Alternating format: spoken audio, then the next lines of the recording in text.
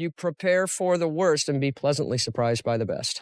But if you haven't prepared for it by the time it hits. Sue Aikens has kept this a secret for 10 years. Now she can't keep quiet any longer. After a series of denials, after countless times of avoiding the cameras, the most famous woman in the Arctic has finally confirmed what many have only dared to talk about behind her back. A shocking secret directly related to Kavik, to her past, to the days when she almost lost everything. This is something that can change your entire perspective on her life on the show, and on the real reason Sue Aikens has been there for more than 40 years. In April 2025, Sue Aikens shared her recovery journey and why she considered leaving Kavik River Camp after more than 40 years of continuous residence. She said the post-traumatic stress from her 2015 accident had a direct impact on her physical and mental health, leaving long-lasting and difficult-to-manage effects. In a recorded testimony, Sue said, "I used to think I could get through anything, but there were times when I wasn't sure if I wanted to continue." The accident occurred in extreme weather conditions while she was being asked to make an emergency snowmobile trip over unstable terrain. The result was a broken collarbone, dislocated hip, and extensive soft tissue damage. The subsequent osteoarthritis made it much more difficult to maintain operations at Kavik than it had been in previous years. For months after the accident, Sue continued to live on the station with limited mobility, refusing to evacuate because she believed everything at Kavik requires an experienced supervisor. Came in last night, got as much done as I could, noted the Wolverine tracks, and it's a decent-sized Wolverine, saw my little Foxy bloodied up. Nevertheless, by 2020, doctors in Anchorage had diagnosed her with surgical intervention if she was to avoid the risk of full-blown osteoarthritis within 3 years. Sue Aikens underwent extensive reconstructive surgery at a private hospital in Washington state in late 2021, after completing her filming obligations for Season 19 of Life Below Zero. The decision was made to ensure privacy during the post-surgery period, as well as to avoid disruption to the schedules at Kavik and the production team. Her nearly 6-month absence from filming was carefully planned and coordinated, including sending a replacement to inspect the station's technical systems. In an internal conversation recorded in early 2023, Sue shared, "I don't want people to see me weaken. I'm not invincible, but I've never made a habit of warning when I'm down." Her mental state during this period was described as locked in my own body, with days of anxiety fatigue and negative thoughts about giving up on life at Kavik altogether. She confirmed that she went through a period of taking mild antipsychotic medication as prescribed with the goal of controlling insomnia and anxiety disorders.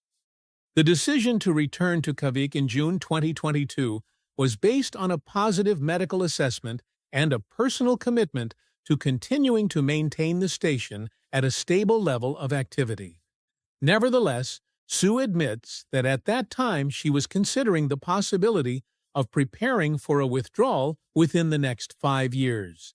In a memo sent to the Alaska Northern Region Ranger in September 2022, she outlined her plans to build an auxiliary cabin about 110 miles from Kavik, which would be used to gradually transition the residents south closer to commercial air routes.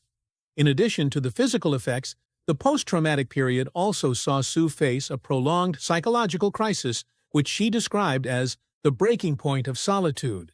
In an interview excerpt that has never been made public but has been confirmed for internal release, Sue said, "I thought about pulling the main fuel line, shutting down the system completely, and letting it all go. But maybe I needed Kavik more than Kavik needed me." This quote was used as an internal quote in the Alaska Institute for Climate and Adaptation's assessment of the psychological resilience of polar personnel. After recovering in an out-of-state facility, Sue Aikens returned to Kavik Station in stable condition and began implementing a series of strategic changes to her personal functioning and organization.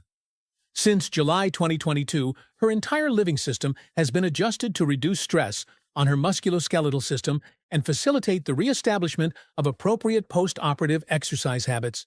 At Kavik, Sue has switched to a low-energy circular living model. Part of the main living area has been adapted to accommodate automated support equipment, including an intent climate monitor, a snow and ice pressure sensor, and a semi-passive freshwater storage system. By the end of 2023, she will have completed the conversion of the heating system from a fuel-burning to an indirect heat storage system to reduce the number of operations. In terms of lifestyle, Sue began to apply a healthcare method that combines medical data and circadian rhythm control. The daily schedule is programmed in sync with the climatic conditions in each phase, maintaining the rest-activity cycle established by the physical therapist in Juneau. Relaxation activities, light exercise, and low-pressure breathing techniques were added to the weekly program from February 2024. During the post-operative stabilization process, she also performed internal audits in the direction of analyzing reflexive behavior in long-term isolation. This data was coded and stored in a personal record system with periodic comparisons. From there, Sue reevaluated all the psychological reactions that arose in the solitary environment and developed a controlled response method. This was considered the next step in implementing an individual intervention program, not for therapeutic purposes, but to maintain consistency in behavior in the face of endogenous fluctuations. Since early 2024, Sue has developed a framework for regular semi-mobile medical checkups in collaboration with the Alaskan Civil Health Organization, using the Kavik station as a fixed point. According to internal operating documents, each lady undergoes 2 comprehensive checkups focusing on 3 groups of indicators: musculoskeletal sympathetic nervous and high-altitude blood oxygen pressure. Thanks to this, any small fluctuations in the body are detected and adjusted early. These technical and behavioral changes indicate a clear shift in how Sue maintains her survival in Kavik. No longer operating on a defensive reflex, she has proactively reoriented her entire living system to strategically adapt to the new constraints. This can be seen as a process of ontogenetic reconfiguration that reduces biological risk and enhances endogenous stability in isolation. The roots of loneliness. Sue Aikens was born in 1963 in Mount Prospect, a suburb of Chicago, Illinois. Her early life was marked by a period of family turmoil. When she was 12 after her parents' divorce was finalized, Sue's mother made a move away from the traditional urban system. This decision took her and her daughter to a small remote community north of Fairbanks, with a population of fewer than 100 and virtually non-existent social services. Just months after arriving, her mother left the area to seek opportunities in the southern part of the state. This decision meant that Sue remained an independent resident for many years in the subarctic semi-desert.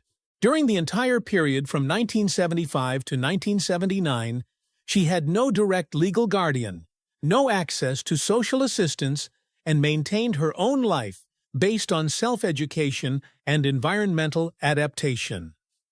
In her 2022 personal statement, which served as the basis for her extended residency in Kavik, she describes the long-term impact of her early adult environment, in which her complete isolation from urban social institutions during her adolescence led to a reflexive pattern of extreme independent behavior that was consistently reflected in her entire chain of survival and risk management behaviors over the following decades. Sue Aikens has repeatedly stated that since her abandonment in northern Alaska, she has built her entire personal mental system around 3 factors: internal control, the maintenance of single-line operations, and the elimination of the expectation of long-term social interaction. In her internal notes for the purpose of analyzing her behavior in isolation, she describes this state as a preventive survival standard, a way of life designed to eliminate the risk of dependency. The period 1980-1995 marked a series of Sue's moves through the extreme cold climates of Alaska.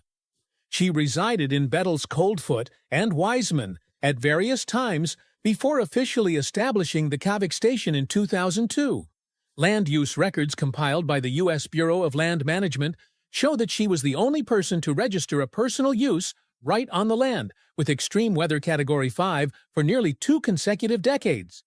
According to the 2024 behavioral assessment of the isolated area by the Psychogeographic Analysis Team, Sue's unique personality formation stems from the re-establishment of psychological habits in a state of complete lack of external interaction structures since pre-adolescence. This creates the ability to function independently beyond the normal threshold, but at the same time makes the process of readaptation into the social environment significantly hindered. In her self-assessment submitted to the Polar Habitat and Climate Research Institute in late 2023, Sue identifies kavik as an extension of the reflexive nervous system. This phrase is used to justify maintaining a sedentary lifestyle that is unaffected by normal social cycles. According to her, limited contact with outsiders is necessary to maintain continuous mental functioning in isolation. Between 2010 and 2020, but several television content collaborations, Sue did not establish any long-term partnerships with individuals or organizations outside of kavik. She maintained a solitary profile, recording fewer than 15 direct contacts with out-of-area groups per year. This data is consistent with the Alaska Census for isolated populations statewide. Her report to the Arctic Registry in December 2024 concluded, "I am the end product of a chain of social ruptures, and I choose to operate as such." This is the first document in which Sue formally addresses the concept of the personal past as a theoretical basis for the current way of life. From there, data related to the stage of behavioral formation were included in the analysis of the psychological chain of survival in other isolated settlements according to national standards. The goddess of reality TV. Sue Aikens began appearing on Life Below Zero in 2013 when the project entered its first season. Her partnership with the production company was initially signed as a 2-year standalone content deal, but after the commercial success of the first season, the deal was restructured to run on a 3-year cycle. In the 2016 renewal document, Sue was listed as a permanent character with the right to suggest filming topics that would suit the kavik climate. A post-production staff report from the production unit confirmed that by 2025, Sue was the only individual who maintained a continuous presence throughout all 23 seasons from 2013 to 2025. Of the total 254 episodes recorded and aired during this period, she appeared in person in 242, including segments on the topics of survival technical maintenance, polar disaster response, and independent base operations. Statistics from the editing room showed that the average length of segments featuring Sue Aikens was 7 minutes and 34 seconds per episode, the highest among the entire cast of characters. From 2017 onwards, she was given direct supervision of the filming in kavik. According to a production responsibilities adjustment document dated March 4, 2017, Sue was assigned to the role of co-coordinator of the North Arctic filming, which included checking terrain conditions before deployment, determining appropriate timing for filming, and assessing biological risks before and after each shoot. In a 2018 contract addendum, her role was expanded to include a long-term winter safety advisor. The remuneration determined for each renewal period ranges from $3,500 to $4,500 per episode, with an annual average of approximately $190,000 before taxes in 2019-2022. Statistics from the Internal Financial Report, released at the end of 2024, recorded that her total direct income from the show exceeded $2.4 million since the first season.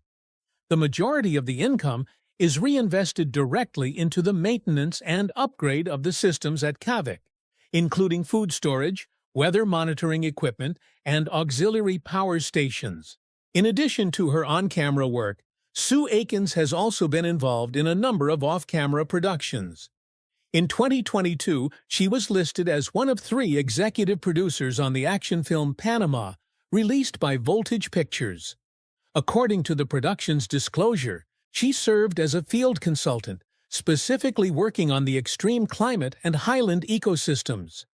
While the film is not directly related to survival, her involvement in the production of a feature film is considered the first time she has expanded her professional influence beyond the realm of documentary television. For the content of Life Below, Zero production analysis reports confirmed that Sue Aikens did not use a pre-written script during the entire filming process. All of her content was determined to be situational statements consistent with the conditions of the scene at the time of filming. Filming was conducted in a hands-off manner, allowing her to be autonomous in her activities, interactions, and daily routines at Kavik Station. This is a significant difference from some other characters on the show who have semi-structured filming schedules. In 2023, after recovering from surgery, Sue made adjustments to her on-air content by reducing the number of live episodes and requesting that some of the content be converted to pre-recorded material. This allowed her to control her personal schedule while maintaining a consistent image throughout the series.